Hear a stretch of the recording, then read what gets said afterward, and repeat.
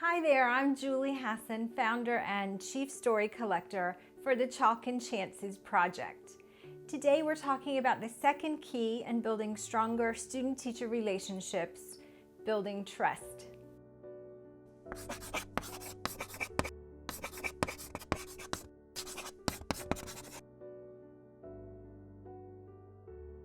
Strong relationships can't exist without trust. In classrooms with high levels of trust, students will risk sharing an idea, making a mistake, or asking for help when they need it. In classrooms where trust is lacking, we see students spending a lot of energy protecting themselves. It's like they get hyper-vigilant, afraid to be embarrassed, ashamed, or wrong. How do we build the trust necessary for vulnerability and risk-taking in our classrooms? Researchers Shannon, Moran, and Hoy identified 5 components of trust. If we actively work on these 5 things, we can build the trust in our student-teacher relationships. The first component is benevolence, which means our students know we have their backs. Benevolence means we show them we have their best interest at heart, that their well-being is our priority. Even if a student doesn't like a decision or consequence, if they know we're on their side, they can accept it. The second component is honesty.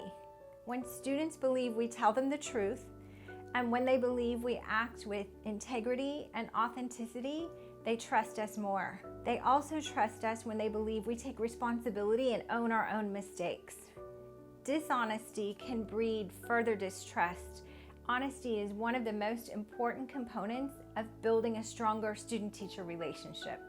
The third component is transparency. When students know that we provide the rationale for our choices, when we tell them why they need to do what we're asking them to do, it builds trust. Remember, if we don't connect the dots for students, they connect the dots themselves. And assuming negative intentions is a big barrier to trust. The fourth component is reliability. Students want us to follow through and do what we say we're going to do. But beyond that, they also want us to respond in a reliable or predictable way. Being emotionally consistent and stable in our responses goes a long way to building trust.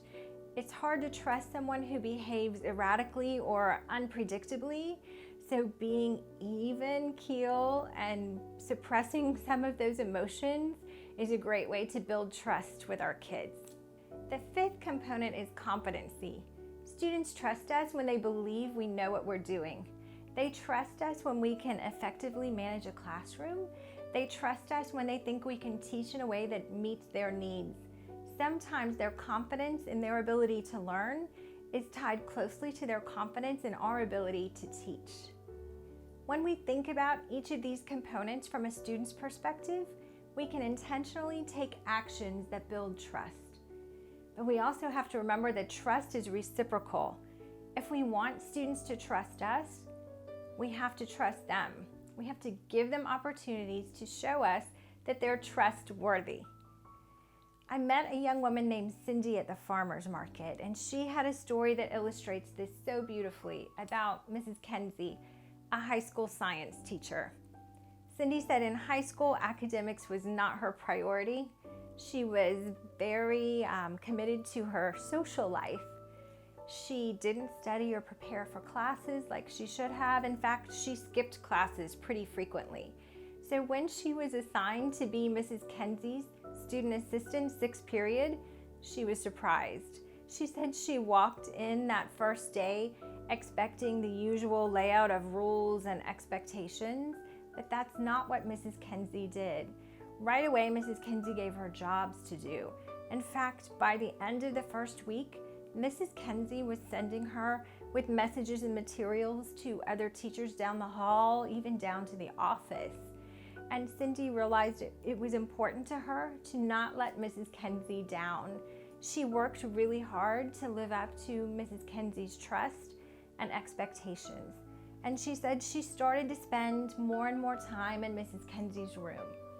So when Mrs. Kenzie was planning and cleaning the boards after school, Cindy would just stay and talk with her. She said she told her things she didn't tell any other adult. And Mrs. Kendi gave her good advice. She helped her learn better study habits, commit to her future. She gave her hope and helped her become a more responsible student. And it all happened because first she extended that opportunity for Cindy to be trustworthy. And they built a deep, trusting relationship.